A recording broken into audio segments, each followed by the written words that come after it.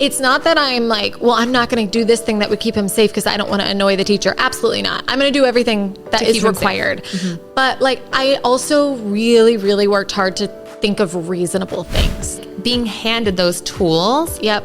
Lifeline. Okay, now I can dig my claws in. Now I can be an advocate. Now I can be one of the people who takes care of your little person. You're sorry for existing? I'm sorry for having a immune system that doesn't function normal, and I did nothing to make it happen this way. By the way, you had no choice in the matter. And doctors don't even know why. Hi. Hello. And welcome to EpiPod. Sarah is a mom to 2 little boys with food allergies. And Danielle has navigated life-threatening allergies her entire life. Living with an invisible health condition is so isolating. The fear and the anxiety. Trying to cover it up so you don't affect anybody else. Especially your kids. Sound familiar? Join us on the couch and take a load off with people who just get it. We're so glad you're here. Welcome back to EpiPod, presented by Larissa's Kitchen. Hey, Danielle. Hi, Sarah. How are you doing? Honestly, I'm having a low moment. Oh, no. But it's fine. We're going to be fine. Mainly associated with the house hunt? Yeah. I just got some really disappointing news about, I fell in love with this house and I thought it was going to go through, and then it's not going to go through. We talk about this all the time, but disappointing things, I literally cried myself to sleep last night. It's totally fine. But disappointing things or frustrating things, they don't register on a scale when you have food allergies. Cause I'm my dose went amazing this morning. No problems. I had an amazing therapy session last night with my therapist. No problems. Basically she was like, you're working really hard. Yes. I'm really proud of you. And I was like, thank you. I am working really hard to we were talking about it a couple episodes ago, but just unpack the snowballness of just safety behaviors, still run off from the pandemic stuff. So really annoying, but impactful things where you live is really important. Your environment, it still doesn't register. I'm you know what? It just sort of this, I'll have a cry about it and then it slides off my back like water off a duck's back. It's zoop, gone. Because if it's not about allergies, I'm nothing really else matters other than your safety and your loved ones and your health. And Lord knows, we know what it's like for that to flip on a dime. Totally. So I'm this sucks. That's okay. Yeah. And you hate to be it could always be worse. It could be allergies, because when people tell you that, it could always be worse, you want to slap them in the face. Totally. But it's not really that. It's just putting things into perspective. If you're healthy, if it's not allergy related, you can handle the rest, you know? I am sorry that you're going through that. You will figure it out. It will work out. But I know in the moment, things like that are so just hard. Yeah. I always land on my feet, but I don't know what it is. Something moving has always been really hard on me. It's hard in general. Emotionally though. Yes. Even if I hate the place where I'm at, which currently my apartment is just not a good fit for me. I'm it's just, what is that saying? Death, divorce, and moving are the 3 things that rock your system the worst. Sounds right. I don't know, but it sounds right. I've not done the first 2. Yeah. Hopefully I won't ever get divorced. Right. Currently I'm married to myself and my obsession with dog content. So, and people love it. People love it. How are you? I'm good. Yeah, I'm okay. I feel, as always, I've got a million things going on, but it is what it is. I think, we've got our trip coming up. We're excited about, which I guess when this airs will be over. So hopefully all the work will be hopefully your worth trip it. is amazing. Yes. I also was going to share, and this kind of leads in today, we're going to be talking about kind of back to school and all it takes, which is a lot of mental energy and just actual physical work to keep your food allergy kids safe at school.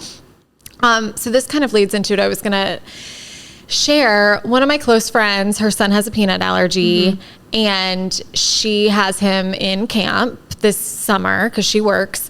And there was an incident at camp recently, and basically a kid who they didn't really know, and they usually know all the kids in their small community that go to this camp. And apparently there was this one child who was kind of new, and I don't know if he was an acting out type of a kid or a quiet kid. They're still piecing together what is going on in this kid's life, because clearly there are issues. And a few things happened, but one of them was allergy related. He was asking him or telling her son, my friend's son, to hold his peanut butter sandwich, like knew he was allergic, asked him, and then was like, you need to hold this bag that had his peanut butter sandwich in it, and was recording him like upset. Wait, how old are these kids? Little, like 8. What does he have a phone for at this age? Kids have phones, man. Really? Yeah. Oh my gosh, I got my first phone when I was 13. They do, and parents say like it's for safety, and Right. I see that argument for sure. Like I think that makes sense. I think there are other ways besides like a smartphone to be in contact probably with your child, but this one at the very least had video capabilities and was like, he was really upset, because he was scared of his allergen. So he was holding the bag? And yeah, but he felt, he's 8, like he felt like he had to. This bigger kid was telling him to do something. And so he was holding it like really upset. And the little boy was like filming him. It was awful. That's wretched. It's actually very disturbing. Yeah, I was going to say, this is like serial killer in the making vibes. Yes. And so that's why I feel like I always have to think about the other kid. I'm like, he's obviously awful and I want to slap him. But also like something must be going on terrible in this child's life for him to like at this young of an age do something so bully-esque and just again kind of disturbing to like record a child. But all of this to say like my friend's kid was fine. She found out about it and all has been taken care of in terms of like director notified, this kid has some discipline going on / just not coming back to the camp. Like it's all okay. But it made me think like I need to have more detailed conversations with Graham because I don't ever want him to feel like he's, other or different. I don't want him to feel like he's at greater risk of being bullied. Like I don't want to put that in his head, but at the same time, like I need him to know that like if this situation were to arise, not necessarily this particular one, but if something like this were to happen, like here's what you need to do. You don't have to do what the older kid says. No. You go get an adult immediately. Yes. Like I have 1,001 questions Yeah. and then I can like weigh in a little bit as the adult perspective on the bullying side of things.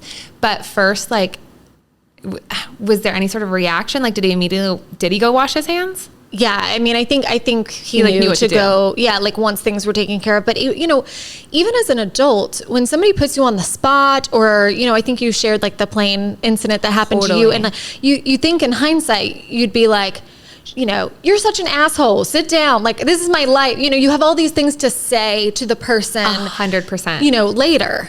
But in the moment, you're so shell shocked. And think about that's as an adult we feel that way, but as a child, oh my gosh, you don't even have those like brain functions yet, right? And so, yes, we need to talk to our kids about like how to handle situations, but also we have to understand that like their brains aren't fully formed. Like they haven't had as much life experience as us. And so I think it goes well, not only because it was in, about camp and being around other kids, but like when we're talking about going back to school, yes, it's preparing your kid.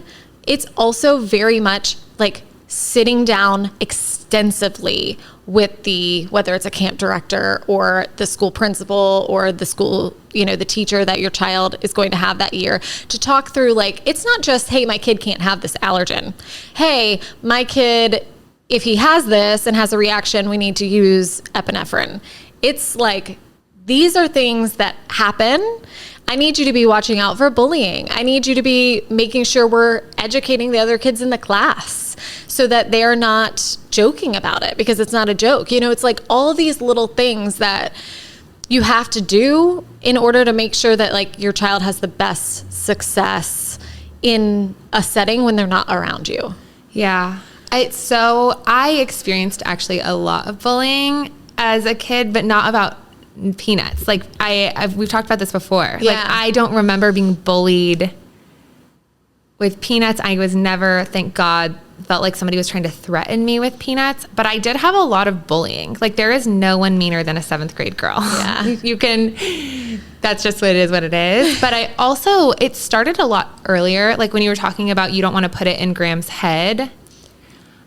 I was aware truly from 1st grade up what bullying was, and that I had a pack of bullies from 1st grade through 8th grade when we left that fall. That school. They were not 7th grade girls. They were boys in my class. And it was like this 4 group of boys, like you were saying, had a lot going on in their home life. I think 2 of them are in jail right now as adults. So like, it's like tracking. Totally. It's totally tracking. Like you can see these signs early on, but, it was about other things. Like my dad now is in his mid 80s, but back then he was in his mid 50s. Like my dad was older than the rest of the dads, and that they knew that was a push button. Yeah. Like they knew, like, I don't know, but they like figuring out what it was that would get me going. They would then dig into it. So it's just so nuanced of a conversation. And like, maybe that requires like, I don't know, like child psychologist or something. Like I wish I was a competitive horseback rider. So like I had a sports psychologist that would like help me map out like, okay, when the horse gets scared or when you get scared, like this is how you approach the competition. Oh, how interesting. I could totally see going back in time, being like working with somebody. I don't know if that's a psychologist or some sort of strategist to be like, they can't, bullies are horses. They're stupid and they're animals of prey who run and freak out and like whatever. But like, you can't let them know that you're afraid of that, because then they'll press on that. And I do remember once, like, because they knew I had an allergy. Like, I remember them once being like, oh, I'm going to put this in your Oreos or something. And I don't know what exactly I said to diffuse it, but all the other buttons got pushed for all 8 years, but the allergy one never was. And I don't remember why. Yeah. If it was like, oh, we can make fun of her because of like her dad or her hair or her sports or whatever it was that they were pressing on that year. Yeah. Maybe it was because those are lower stakes. I don't know. But I do think it's worth saying, like, Graham hopefully will never know that. Yeah. But like a kid can know what bullying is, allergy related or not. Right.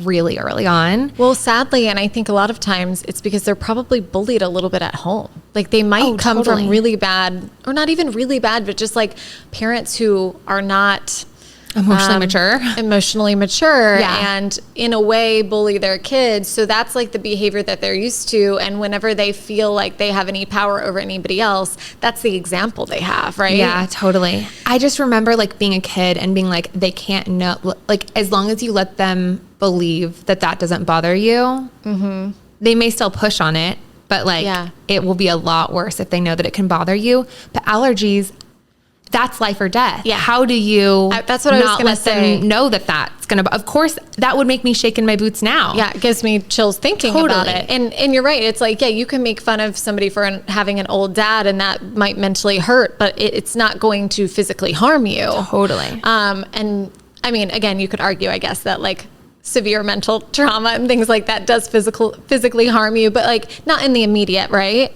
So yeah, if you're in a situation being bullied by someone who's threatening you with the allergen, like that example of the even high school kid here in Austin who was, approached about, are you deathly allergic to peanuts? And then they put it in his football equipment and he had a reaction. I do remember once telling somebody I would sue them.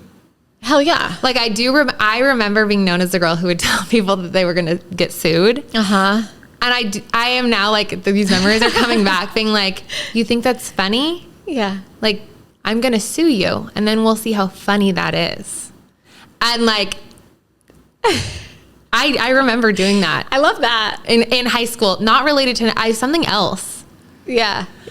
But yeah, I was always threatening the lawyers. Yeah. I mean, use what you got, Totally. Like I also like went to the principal a lot. Like they were my bestie. Like both principals in middle school and in high school, I was like friends with. Like to this day, they're like pen pals of mine. Oh wow! Yeah, okay. Yeah. Like we're still friends. Yeah, a little bit of a brown noser, but it paid off in your favor. It wasn't even brown noser. I was like, see you at Thanksgiving. Oh, they were like legitimate friends. Yeah. Okay, got it. Okay. But no, like at any little thing that would happen that was like actually whatever, I remember like going just directly to the principal office. I would like give the secretary the hand and be like, I'm going in to go see Mr. Kodos. And I remember sometimes he would be like, you need to like toughen up. And sometimes him being like, I'll be right back. Yeah. Yeah. Yeah. So, oh man. anyways, we should do like a full bullying episode. A full bullying episode and maybe get some outside voices. I think on so. that for that. Yeah, I think that'd be a great idea. In terms of going back to school, yes. I think, yes, I mean, conversations need to be had. That's for sure. But kind of drawing it back even further. Now would be a good time to tell you a little bit more about our presenting sponsor, Larissa's Kitchen. Larissa started Larissa's Kitchen in 2016 with a simple mission to bring better, healthier options to the meat snacks category. However, after the birth of her third child and several challenging years helping him work through a laundry list of food allergies, she knew it was time to take that mission to the next level. Provide those same high-quality, healthier options, but now ensure that they are certified free from the top 9 allergens. And that is exactly what they did. I think that this is just a testament to allergy moms. Like, they will do anything to protect their family, their kids, and make sure that they're not only like safe, but they're happy and included. And I love this. I'm obsessed. Super allergy mom. They are so proud to announce the first ever and only Menu Trinfo certified free from the top 9 allergen meat snack on the market. Check out LK on Amazon or their website, larissaskitchen.com. That's LORISSAS kitchen.com. Oh my gosh. And did you hear that they're in Sprouts now? I did. I love Sprouts. They always have the most allergy friendly options and finds. And so now I can just add Larissa's Kitchen to my cart. I'm obsessed with Sprouts. Find me in the produce section trying to cool off in the summer heat, but they're in Sprouts as of this summer, which is huge. Yes, go check them out. Okay.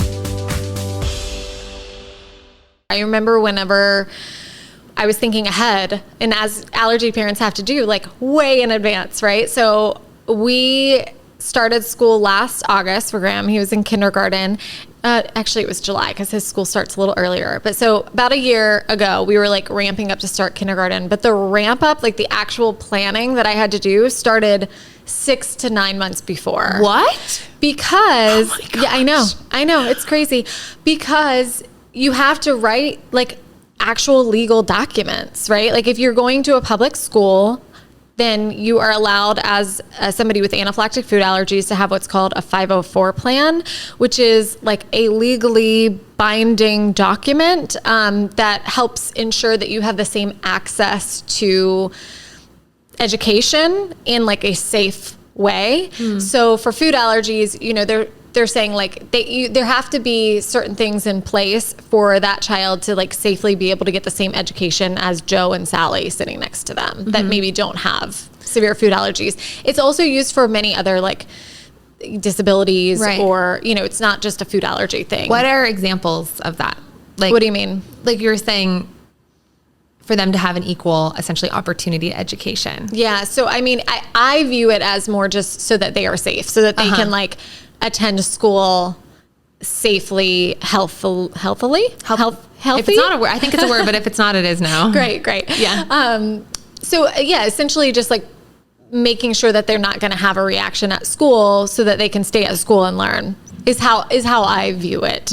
But yeah, so that 504 document, and we can link to, there's like some good resources online for sure that exists through FAIR. I think Red Sneakers has some, and some others. Have to hire a lawyer for this? No. Okay. Yes. So each public school generally, or at least the like division of public schools where you're going, usually has like a 504 officer who helps you. I have heard from some people online, and every school district's going to be probably a little bit different, but some schools have you fill out like their form. So they kind of already have one that you like fill in the blanks with a little bit.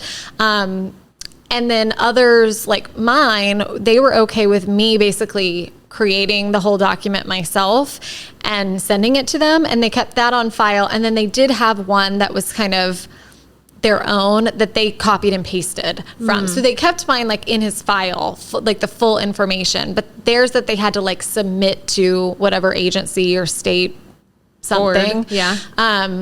They used my exact wording, and they thanked me so much because they were like, you did all the work for us. Like, we don't have to hardly ask any questions. We did have a meeting like right before school started with, I think it was the assistant principal, the school nurse, me, and the 504 coordinator to like, they pulled it up on the big screen and we went through everything and we all signed off, and it was, I mean, it's a whole thing. Wow. I want to read through this. Yeah. Like, what are you able to put not whatever you want in there, but like things that are important to you? Like, if he shows any symptoms, he immediately goes to the nurse. Like, you give him the epi. Like, I don't have to answer the phone if you're seeing the sign. Like, what does it look like? So that is that detail is kind of already in his action plan, which is a part of it all anyway. But there are things like, I get first dibs on going on the field trips. Like, I get to go to every field trip. Or you could do things like, the class needs to wash their hands after snack time, and before any like further instruction in the class, or wipes need to be used instead. It can be, there needs to be like his epinephrine needs to follow him around the school. So that's in ours. We have a little fanny pack that I bought for the teacher, which nobody has to do, but it was. I remember that. Yeah. Like, you were like I bought like 5, and I was like, here's options. I would love for you to pick your favorite. Yes. Yes. And you were showing everybody all of it. Like, this one has 3 pockets. This one has 2, but it does have insulation. And this one, they have the 3 color schemes. Like, it was so fun. It was like, you were like fashion blogger for that week. for the short snippet. Yes. Fanny pack. It never will come back, but fashion. Fanny pack fashion blogger. We can't speak. I'm obsessed. But if I was a fashion blogger, it would be something weird like fanny packs. Anyway, so but I did do that. Like, I wanted to ensure that she was comfortable. So, she was thinking she would just put it on a lanyard, essentially, like the little bag on a lanyard, and like wear it around her neck when they were going through the school and like pass it off to the next person. But I was like, that seems a little uncomfortable to be like hanging on your neck, and like maybe she would like a cute fanny pack. So I bought like 3 on Amazon and 2 somewhere else, and went and brought them to her and said like, hey, do you like any of these? And she picked her favorite. And so it gave her some like agency in like, I know I'm being kind of made to do this, but like, at least I get to look cute or like feel comfortable doing it. So trying to really work with the teacher, I think, is like super key. But yeah, that was in the 504 that like I didn't want the epinephrine just in the office. And if something happened at recess and then they have to like run to the office, and then it's like, where is it? And it felt like I was leaving too many things up to chance in that scenario. And so I really wanted it to be with him wherever he was, even though the school's not that big. It just made more sense to me. Again, everyone's comfort level is going to be different. So like, what I do isn't going to be like what the next person does or what you should do. But I do think for me, it made me feel better knowing that it was not on his body, on his person, but like the next best thing. All that may be even better, like to have it on an adult's body. I can imagine that ending up on the tire swing. Like, and it could be anywhere, truly. Yes. I mean, especially at this young of age, and we talked about this before, that like, I just don't feel like he is quite ready, knowing him personally as his mom. Like, I don't think he's quite ready and responsible to carry it himself. I would say I'm a very responsible person, but I had a running joke with my senior calculus teacher that I would leave my purse more days than I would remember it, like in the bottom of my desk chair.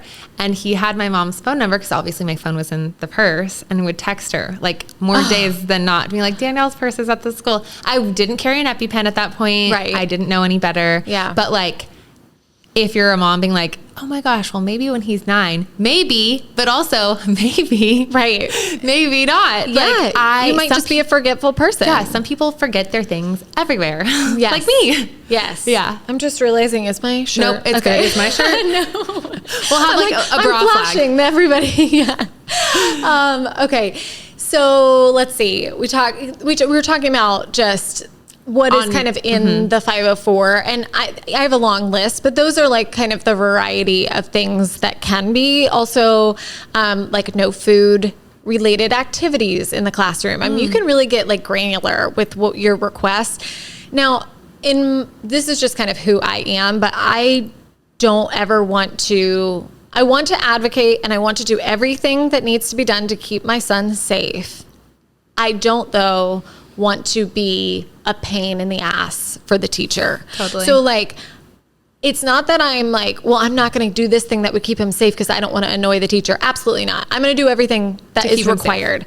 But, like, I also really, really worked hard to think of reasonable things that weren't going to interrupt instruction, weren't going to, impact the other kids, a lot, that weren't going to be extra stressful or hard for her. I mean, just remembering to like grab the fanny pack and pass it to the art teacher who then passes it to the next, like that already is extra. And teachers work so hard for so little pay that like just that one little thing extra, I'm like, it's necessary.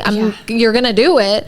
But like, I'm not going to think of like 14 million other things just as almost like a safety behavior versus like a necessary, this needs to be for his safety at school.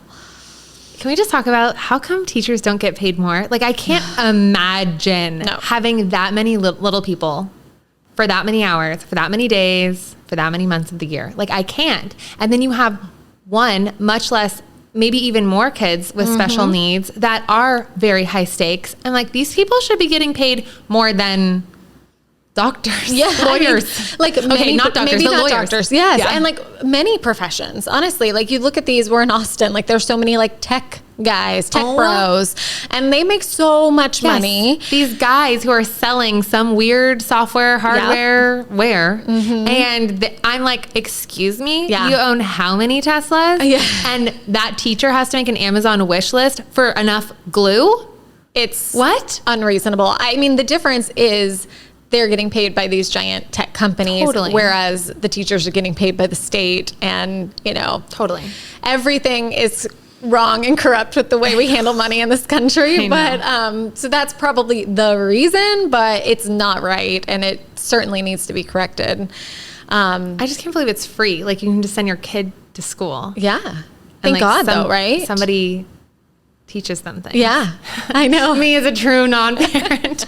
This is free? Yes. Well, yeah. And some people don't, for a lot of allergy reasons and other, like feel comfortable sending their kid to a public school because maybe there aren't a lot of resources. Maybe they don't have a school nurse. We've talked about that before. Whereas like private education sometimes may have more resources like that. The difference though is, and you kind of have to, as always, weigh the options. In like private education, you don't have the option of this like legal document in a 504 plan.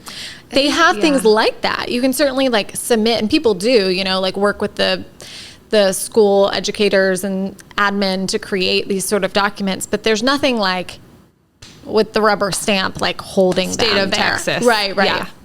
And so I don't know, it just really depends on individual situations and areas and comfort levels and all of that. As unique as our allergies themselves. But I would say that one of the big things that made me start so soon, like almost a year before he even started kindergarten, or at least thinking about it, was the work on the 504 plan. So like learning what it was, learning like what it should include, what my options were, and then like writing it and rewriting it, and then initiating the conversations with the school. All of that takes so much time. Beyond that, though, I wanted more than just, hey, I'm doing this legal document, checking the box. He is a 504. Here's his action plan.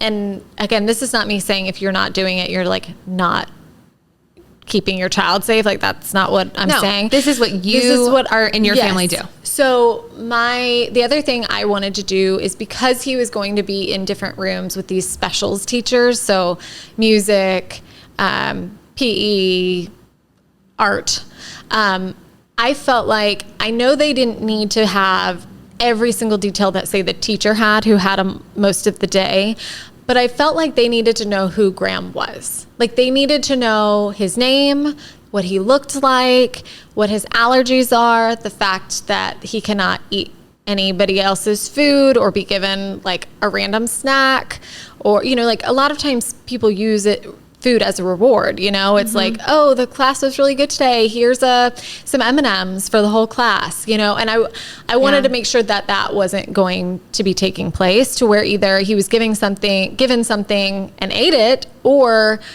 knew not to eat it, but was left out, you know? So, what I did was I created like a one pager that had his picture. Like I made it on Canva, and I put his little picture and his name and his age. So cute. And then, his like anaphylactic allergies and like the top 3 things they needed to know. So it was, he's allergic to these things. He cannot eat anything that I haven't provided. And please familiarize yourself with the signs and symptoms of anaphylaxis, and then follow the treatment plan. And I like printed that out. And then I printed out his action plan, like his FAIR action plan for anaphylaxis, and stapled them, and then gave these little packets to his teacher, who then passed them out to each of his specialist teacher. So they like from the start, like day 1, knew like, here's Graham, here's what he's allergic to, here's what you can and cannot do. And I was approached by several people who were very, very thankful for that, because a lot of times it's not, you feel like you're being like a burden or annoying, but like a lot of times people are just like, no, like, thank you for allowing me to know this information so that I don't mess up. Because guess what? If the art teacher messes up and he has a severe reaction, her life has changed, right? Like totally. At the very least, her day, her week, her whatever has changed, because she wasn't the responsible adult that she needed to be, because she didn't have the information. She just didn't know. Right. Oh my gosh. I think of anybody's special anything. And like a lot of the times I am like deer in headlights, where I'm just like, and as the person who's oftentimes on the other end of it, it's not that you're a burden, and it's not, even though it feels like it, like, oh my gosh, I'm being too much. Oh my gosh, I'm being a burden. Oh my gosh, like they're not gonna be able to handle this. It's just, this is their day 1. This is hour 1 of day 1. They've never been around somebody with food allergies. They don't like, this is like really serious languaging, and like, it feels like a lot. And so they're like, oh my God, what do I do? Like being handed those tools. Yep. Lifeline. Okay. Now I can dig my claws in. Now I can be an advocate. Now I can be one of the people who takes care of your little person. Yeah. Versus just being like, no, this, that, the other. Right. Like, of course, like what sort of reaction do you think they're going to have? It's just hard when you're on the receiving end, and like overthinking, like I'm being too much, or like, did they really understand? But really, like, I think about whatever it is, like somebody who's in a wheelchair, or somebody who has celiac. I don't know anything about celiac. I really don't. Yeah. Like if somebody started having a seizure because of their celiac, I genuinely wouldn't know what to do. Yeah. So like, it's just so different when you're on both of the perspectives, and it's so easy to feel so loudly one type of way, and it switches on a dime. Yes. Depending where you're standing. And I think I also didn't want those people to just get like overloaded with information to where, or like, you know, a lot of kids have 504. So maybe they're just like, it feels routine. It's like, okay, here's this, you know, whereas like the one pager that was like colorful and had his picture and was made on Canva, like it sticks out. So it's like simplified information that they need to know, and it kind of catches their eye in a way that they're going to like absorb it and feel better about, that day 1, like I can handle this. I've got everything I need to know. Yeah. So I felt like that was a really good thing that I did, and I'll continue to do. And I don't know that anybody told me. I just kind of like made it up. And like I said, a lot of people were really grateful for that information. So it's definitely something I would recommend. I have a question. So there's a lot of, I mean, we've said this till we're blue in the face, like everybody's different. Only do it, you know, your individual situation. But do you have anything when you're talking about like, you don't want to be difficult, you're going to keep him safe, but you're not going to go overboard. What are some things that you allow that would maybe be surprising to me or to anybody listening? Like, what do you mean by allow? Like your no's have been no like food related activities in the classroom. Yeah. Like what are some of your yeses? Oh, okay. I see what you mean. Like things that maybe It's like the school version of calculated risk. Yeah. Yeah. Yeah. Let me see. I'm trying to think. I think the idea that the school in general is not peanut free is something that like, I think I could have gone hard on that. Like, I think I maybe could have been like, absolutely, I want it to be peanut free or like and, or whatever, you know, and that's the other thing. It's like peanuts versus milk, right? Like he has both allergies and like you never would feel like the whole school has to be free of milk and butter and cheese. Like that's impossible. Yeah. So I think that's the argument people make why like having a peanut free school sometimes isn't really beneficial or helpful, because it's like, okay, yes, it takes one thing off the table, which is great. But also like people make mistakes and bring it anyway. And then you have this false sense of security. And anyway, all of this to say, like, I think I could have been a little like harder on that.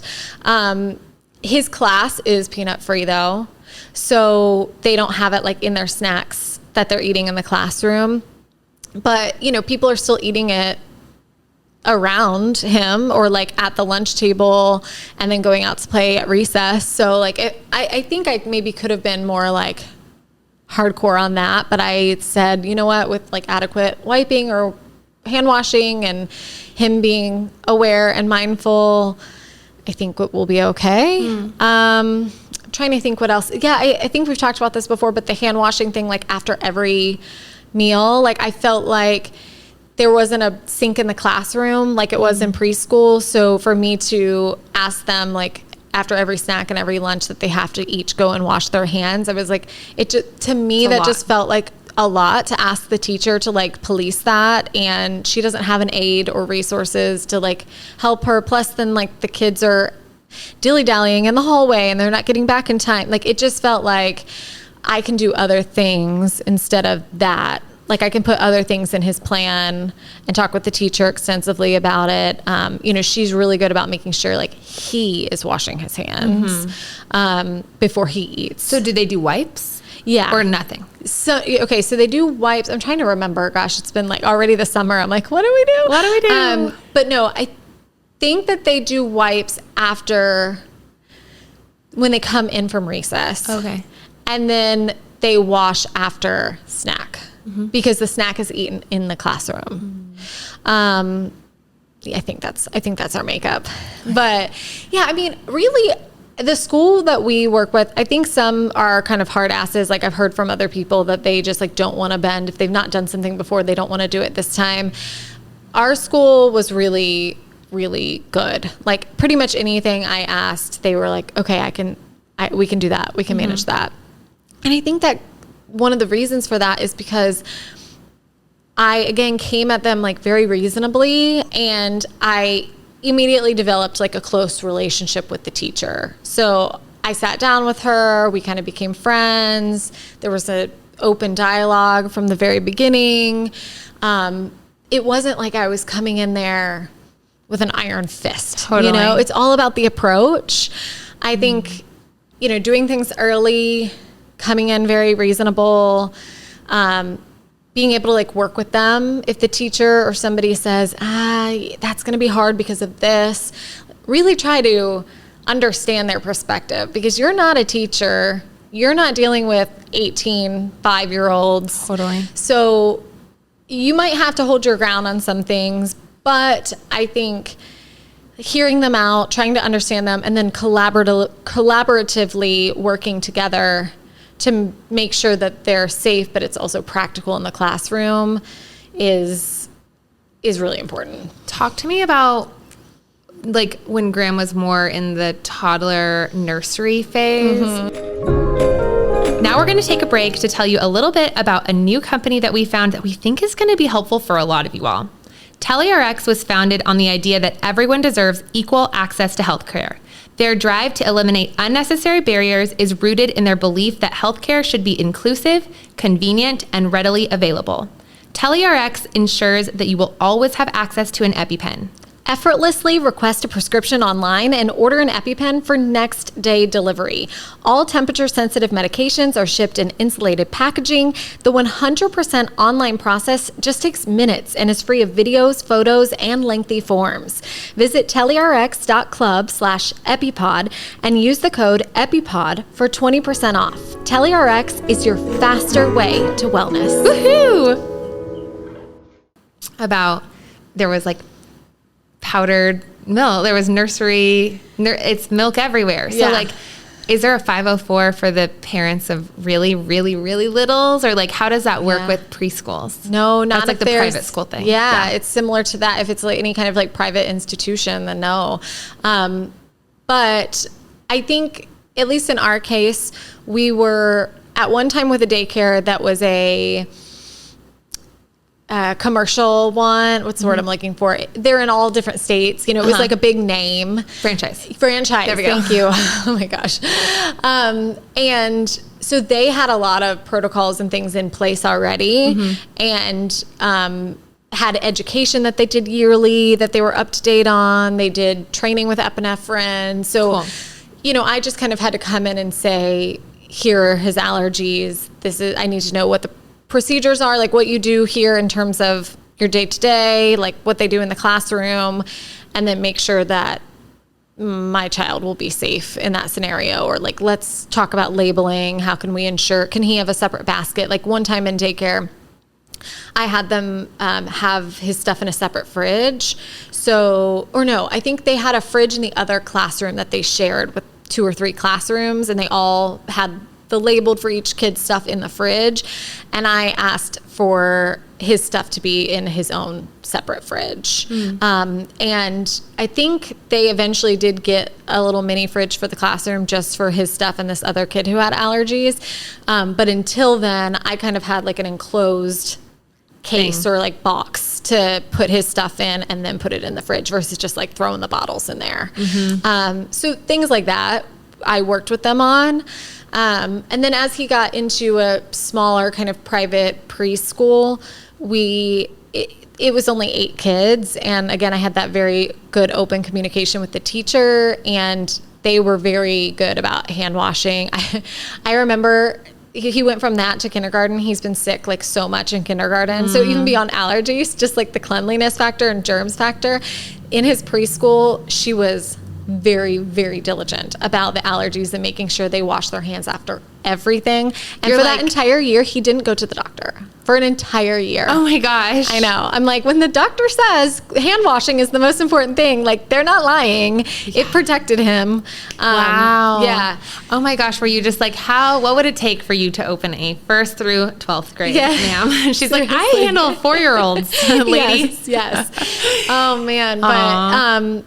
But yeah, I think in those scenarios, you're not going to have anything necessarily legally binding like through the state, but you can oftentimes work with them on a closer level because it's not like as big of a school situation. So I felt I had a little more comfort in that. Not more so, but just it allowed me to feel better. Yeah. It's a different kind of back to school process, but was one that you've been back to school processing since he was in his infancy. Yeah. Oh, definitely. It's not just like, oh, I'm nervous to send my kid to school, how like normal parents feel, right? Which I'm like, I get, because I had that too, but then add on 14 other layers of nervous. Gosh. I mean, it's just, as with everything, allergies just complicate or like add additional layers to every process. I think it's really interesting too. Like, you think about how technology and cell phones have changed the landscape with dating, with work, with just like expectations and communication in general are so different than they used to be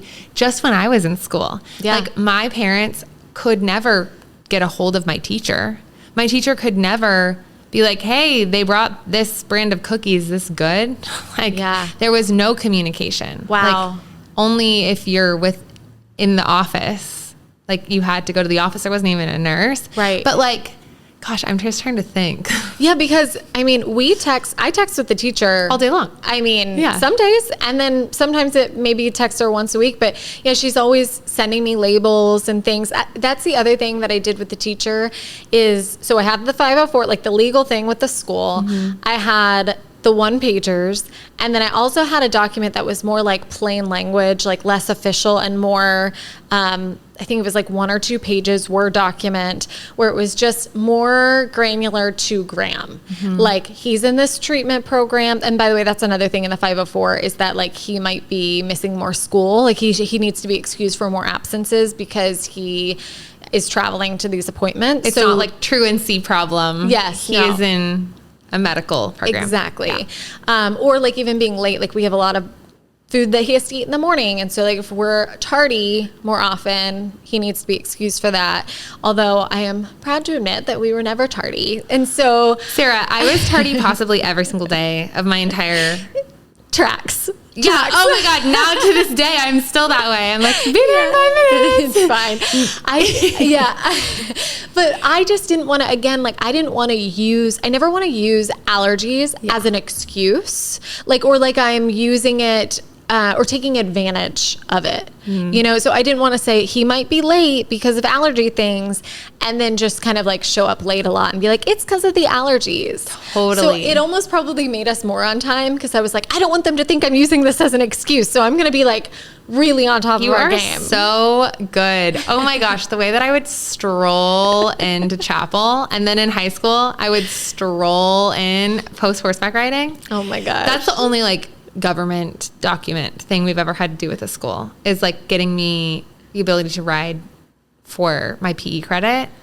And when I was going to be really late, which really just meant my mom and I were stopping at Starbucks back when I went through drive-thrus. Yeah.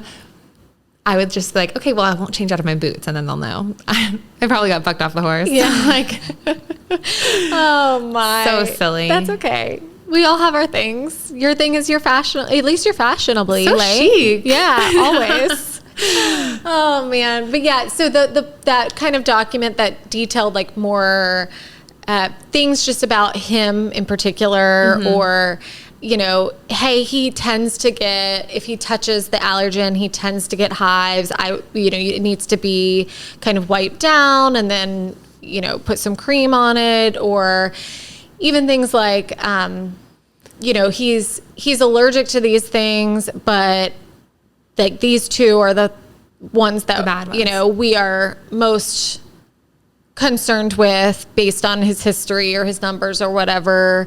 I don't know. I need to pull back up that document and go through it. But just like basically what I would tell a babysitter, right? Like if a babysitter was coming over or was watching him for a few days, or like just the detailed things about Graham, not necessarily just the legal type of here's how to keep him safe. It was more about him. So she was like getting to know how he is, who he is, what he is, how he responds, that sort of stuff. Can you talk a little bit about like communication? Is that in the plan? Like you were saying, if he gets hives, like are you to be notified if any sort of like whether it's contact or not happens? Yeah. So, and also know to any parents out there that you're going to do a lot of work and you're going to do a really good job, and then you're still going to find things that are not done, or that are like, oh, I should have done this, or I should have adjusted this, or hey, we need to add this in. Like it's a working document. Oh, cool. For sure.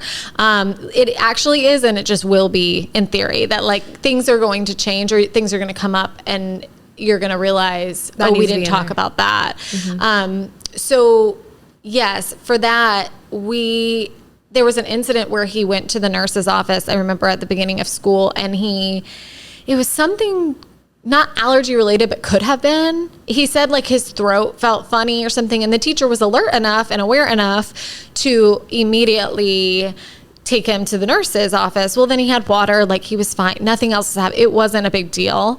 But then I didn't find out about it till Graham told me that he went to the nurse's office. Oh. And I was like, what? Uh-oh. Like, no, that's not how this is going to work. Like, I need to know if he steps foot in a nurse's office. Right. And now to them, though, if a kid goes with a boo-boo and gets a Band-Aid on their knee because they fell on the playground, they're not calling parents for that. Right. And so in their view, nothing was wrong, right? Like he was fine. They didn't need to call me. And I get that. They actually didn't technically need to call me. But when it comes to the allergy thing, again, that's something I would recommend putting in your plan. Especially with your treatment. Like Yes. you should know if his throat has been feeling off, even if it's not allergy related. Yes. Because then maybe he shouldn't be dosing that night. Like, Totally. hello? Yes.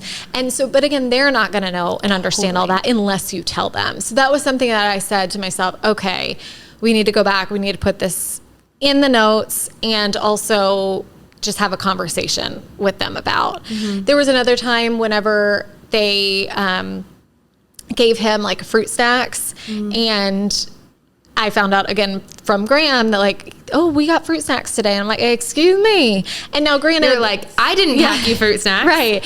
And now granted, fruit snacks are like 99.9% going to be safe for him, you know, based on his allergies. But I wasn't told. And the art teacher, I guess, had asked his teacher if it was okay, and they checked the label and they did the whole they did everything right. But I need to know about it for me, you know. Now it did get down the line where I got close enough with the teacher where I said like, I would love for you to send me a picture of the label, but as long as you check it, like if you're giving it one day and then you give it the next day, like, and it's the same thing, like you have these little snacks and like every day this week you're getting that, like, I don't need to know every that single formally, day. You know, but I do need to know that like he was given it, you know, or that like, hey, we checked the label, here it is, double checking it's okay. And from that point forward, she definitely did that. This woman deserves a yacht. Yes. Nobel Peace Prize, a yacht, all the things. Whatever she wants. She's amazing. And there was another time on a field trip that she forgot to bring his epinephrine. And the nurse didn't remember either. Like, and that, thankfully, I was going and I brought one from home as a second backup. Oh, no. That's so scary. So all of these things, it is scary. And all of these things, like, I think it's good to know going into it, number one, things that have happened to other people so that like y'all can be jotting right now all the notes, like, okay, got to put this in. But also just like to mentally prepare yourself that like things will come up. Human error happens, and it's how you work through it. So like I had a conversation with her. I had a conversation with the nurse. Like we put it different wording in the 504 plan. She'll never forget again. You know what I mean? And again, thankfully I had already known that I was going and that I was going to bring it. But have you gone to every field trip?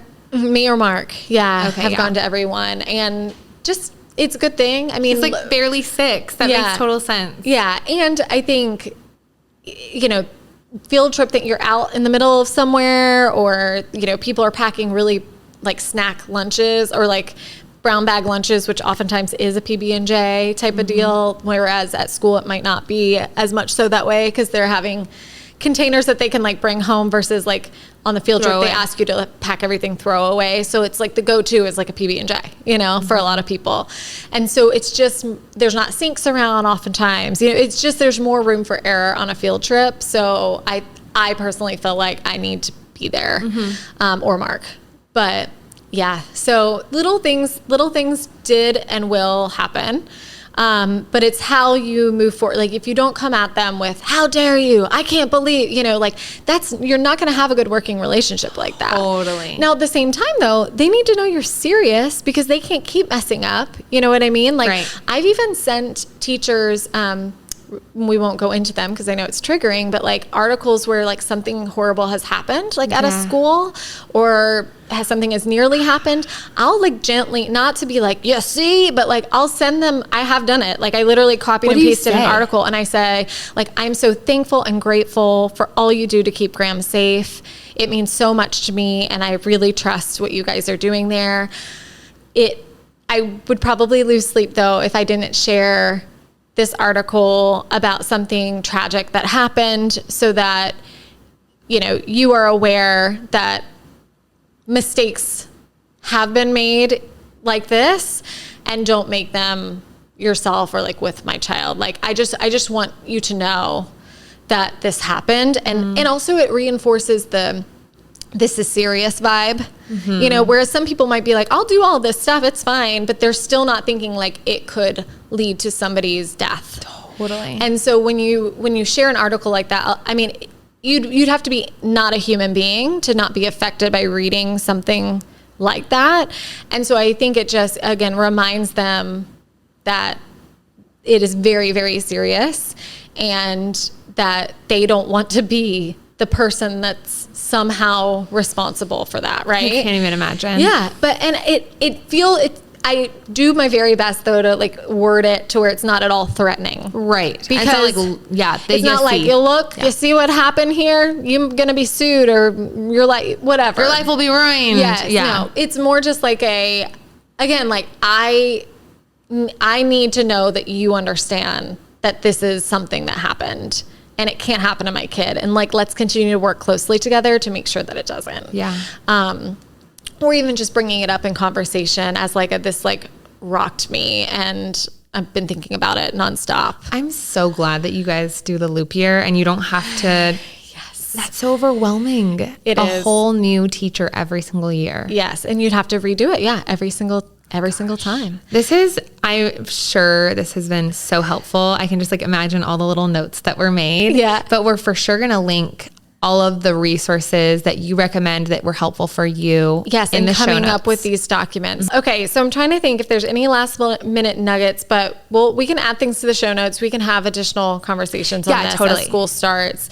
But hopefully that was helpful. Yes. And also, just like the 504 plan, this can be a working episode. Totally. We can do a part 2 if we need to. So if you all are listening to this and you're like, wait a minute, school is just around the corner, it's just started, like I have these questions, please email them to us. Yeah.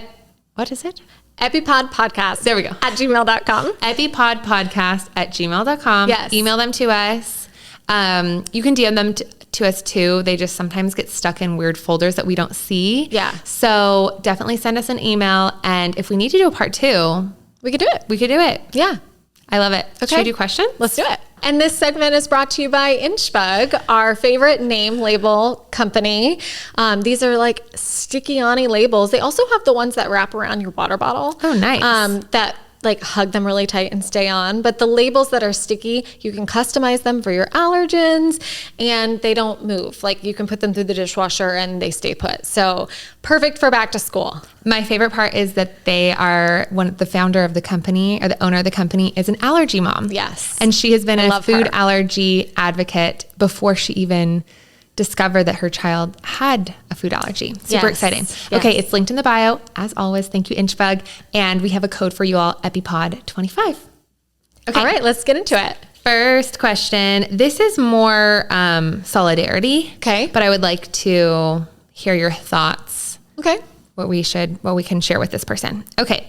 Hi, I have literally just spent the last hour defending my child's allergy to my own brother-in-law. I don't know who else to vent to about it, but I have been told I'm just the honest one, that he is just the honest one telling how everyone else feels. Being around you as a lot, it's stressful, and when I go on vacation, I just want to relax, quote unquote. Ugh, I know I'm probably just venting here, but I don't know who else to go to who would really understand. And so I said, okay, that's fine. You don't have to travel with us. And then, oh no, you are blowing it all out of proportion. Just relax a little. That's all. You just need to relax a little. I am feeling so triggered and my heart is hurting. Well, my heart is hurting for her. I mean, just to not feel supported, believed, that feels bad in any scenario. And then when it comes to like the safety of your child, to not feel believed or to be told that you're overreacting or making too big a deal of it, it feels like the ultimate gut punch. I get told I'm too much a lot. Like, oh, you're being so dramatic. You used to not be like this. You're too much. You're ruining everybody else's time. And I'm just like, okay, I shouldn't have come. So like this also was triggering to me too. Yeah. Like I have so been there, and I am there often. Yeah. And there's not really a lot else you can say other than, and I never do, but it's like, oh, you're feeling stressed or tired or like this is too much. because for one meal out of the vacation, you're hearing me having to adjust or do something different or last minute have to be Googling things. Like, imagine if this was your 24/7. Right. It just speaks to a mega lack of empathy. And I get to the point where I'm just like, I don't have words. I'm just like, okay. Yeah. Okay. That's a really interesting way to put it, but I hear you. Yeah. I love that. Just pointing out that you're like, that's interesting, or like, wow, funny that you would say something like that, because to me, it's stressful all the time. And this is something I carry with me every day. So I'm sorry that I've inconvenienced you today. I don't even say I'm sorry. Yeah. Those words never pass my lips. You're so right. It just comes out naturally, It but does. you shouldn't be sorry. I'm sorry. You're sorry for existing? I'm sorry for having a immune system that doesn't function normal, and I did nothing to make it happen this way. By the way, you had no choice in the matter. And doctors don't even know why. Right. Yeah. No, so good. I'm glad you stopped me there. Yeah. Because it just comes out of your mouth because like people pleasing tendencies. Totally. And it's like, no, I don't need to apologize. I don't need to say sorry. Absolutely not. I get the feedback of like, oh, like you're blowing this out of proportion. It's like, because I'm responding to what you said. What? I know. And I also get the feedback of like, it's not a positive response when I'm tired. I'm tired of explaining. I'm tired of advocating. It takes so much just to keep my head above water and a smile on my face. And then also to be lifting you up because, oh, you're inconvenienced and tired for this one vacation, this one trip. So I'm just like, I get a poor response of almost like bashed up for the way I'm responding, which is I'm choosing to not respond. But that's a really interesting way to respond to that. I just won't come next time. Or yeah. But then again, I'm going to go do this. Yeah. But then again, like that message said, then that person says, oh, I didn't say that. I didn't mean not come, or, like you're being dramatic now even more. And it's like, God, you can't win. The amount of times I've been told that I'm dramatic and I'm being too much. Yeah. And the label is the same. We've bought the same label. Mm-hmm. Why are you reading that label? Because I'd rather not have an accident. Either I read the label or I don't eat the food. Yeah. I know. I would say, which do you want? But I'll choose. None of the above. I'm just going to go downstairs. Yeah. I'll come up and make myself something different when you all are done, so I don't stress anybody out. It's really hard. It never gets easier. Yeah. So to this person, I just want to say, like, you're not alone. Because I know in those scenarios, when I've been in them, you just feel so icky. You feel so othered. You feel too much and not enough all at the same time. And so at the very least, I'm sure there's plenty of other people listening and nodding their heads like, oh my gosh, I've been there. Yeah. Like, you feel so lonely in those moments, but it's important to remember, like, we've all felt that way and we've all felt really isolated afterwards. Mm-hmm. Yeah. I'm really sorry. Yeah, really sorry. And I hope that at some point this significant other, or not significant other, but family member finds some empathy, gets hit by some kind of lightning bolt of like support. Why did my brain immediately go to Regina George? I'm like, hit by a bus. Just kidding.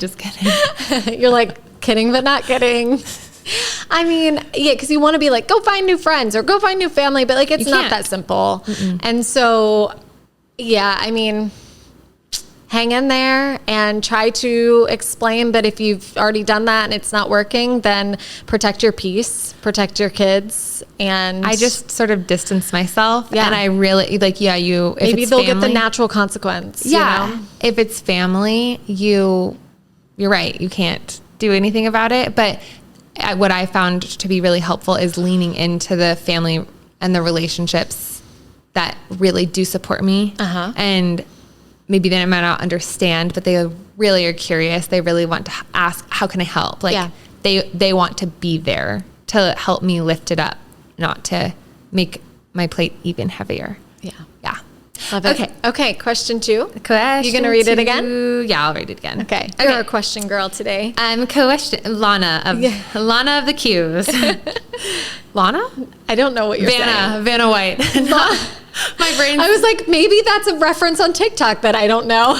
No. I was just going to go with it. Lana Del Rey lives rent-free in my head, but I meant Yes. Vanna White of the Q's. Got it. Here Okay. we go. Okay. Hi. How do I explain to a toddler that they cannot have foods that their cousins and their friends can? Oh, that's so tricky. I think we were talking about this earlier, like going through the ages and sort of like how that messaging changes through the ages. That's an entire episode. Yeah. So we'll do a whole episode on this. But for a how did you tell toddler Graham this?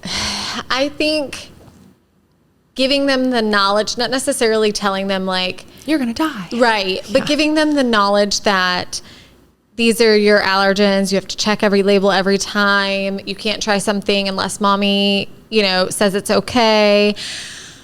I think them having that like foundation really helps set the stage for like, this isn't like he can have it, you can't. It's that like, okay, let's look, let's check the label. This has your allergens. You're not allowed to have your allergens. So it's the same thing, but for some reason, I feel like it's a little bit different. It's like the label's fault, not like your fault, if that makes sense.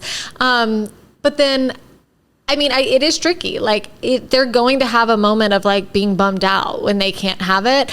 I would say when they were really little, I really tried to put them in situations where they weren't having that happen, like trying to make sure that they're not in situations where everyone's getting something that they're not. And if they do have something different, that it's like of equal value.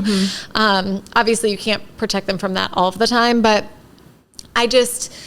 for example, like everyone does it differently, but when he was really little and didn't understand that he couldn't have the French fry because it has an allergen in it, like when he was really little, I wouldn't get the French fries he couldn't have. Like we all lived according to Graham, because to me, it wasn't fair to tell a kid who does not understand, hey, you can't have this. It just feels like mommy's keeping something from you, not like I'm trying to keep you safe. So as he got older and A, he didn't even want it, or B, he understood that like there are some things that I can't have. It was the cognitive ability to say like that has my allergies in it, I can't have it, made it make more sense in his head and feel a little less bad, I think, as he got older. But when he was little, and you can't really explain that to a 2-year-old, it was more just, I'm not going to ever have something that he wants that he can't have. Okay. I want to play devil's advocate. I'm always on Team Sarah. Yeah. But like, how does this apply? Like, I don't remember being a toddler, but like if it's like a cup of hot coffee or like a glass of wine, like you'll have adult only things around toddlers, food allergies or not. Yeah. Like what is it about that?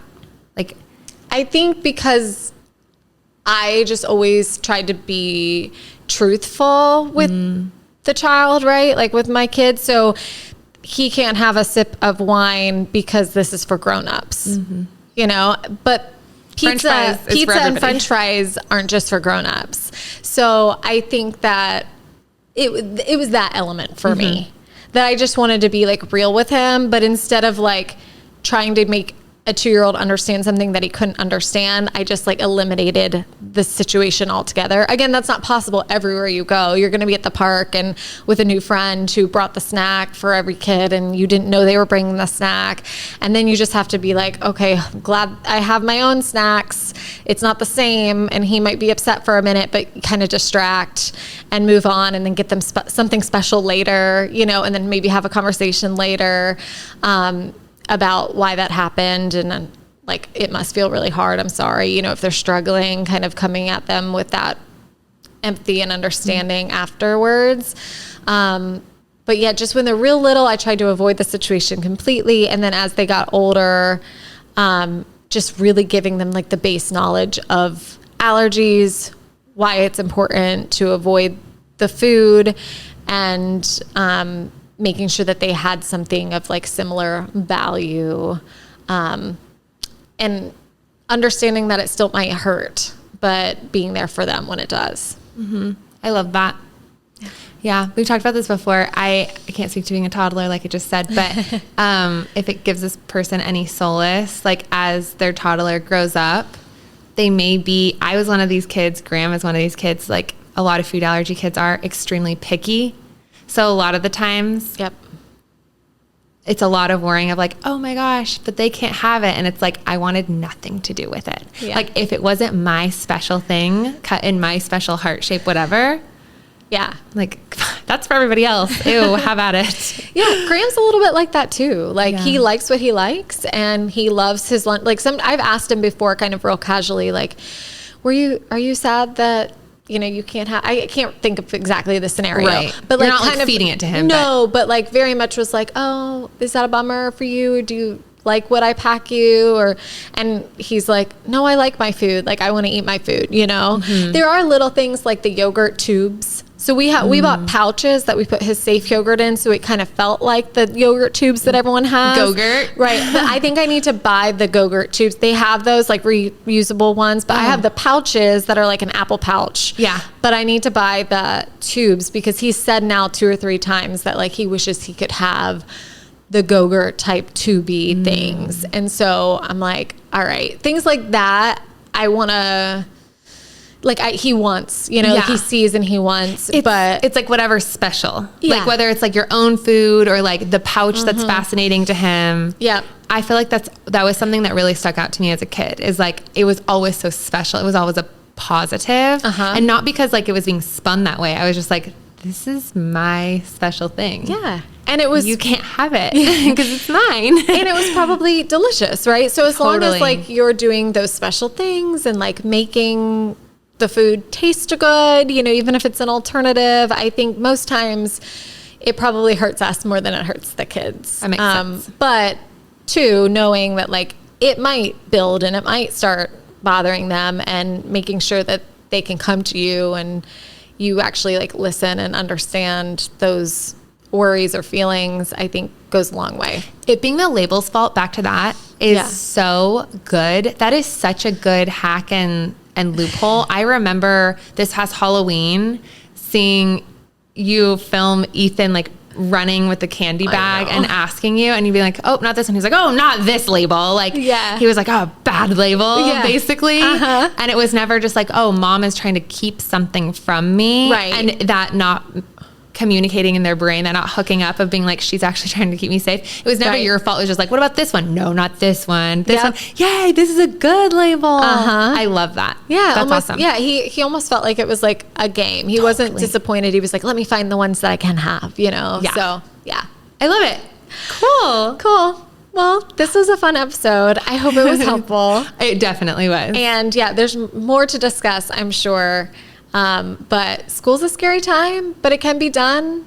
I mean, we got through kindergarten and we're gearing up for first grade. Let's go first grade, Graham. Good luck to all of the allergy parents out there that are starting their kiddos in school. We know it is challenging and nerve-wracking, but it can be done. It's possible. And yeah, send us your questions if you have more. Yes, maybe part 2, pending. Yeah, pending. Thank you to Larissa's Kitchen for being our presenting sponsor. Yes. Inchbug, as always. We love you. And TeleRx. Thank you so Yeah. much. We could not do this podcast without your support, and we appreciate you wanting to get allergy content to the people who really need it and depend on, hearing voices that make them feel less alone. Yeah, So. we talk about like being a plate lifter. These companies and talking to them and getting to know each of their brands, like they are trying to in bulk be plate lifters, which I'm so thankful for that too. Yeah. Cool. Okay, well, we'll see you all next Tuesday. See you next week.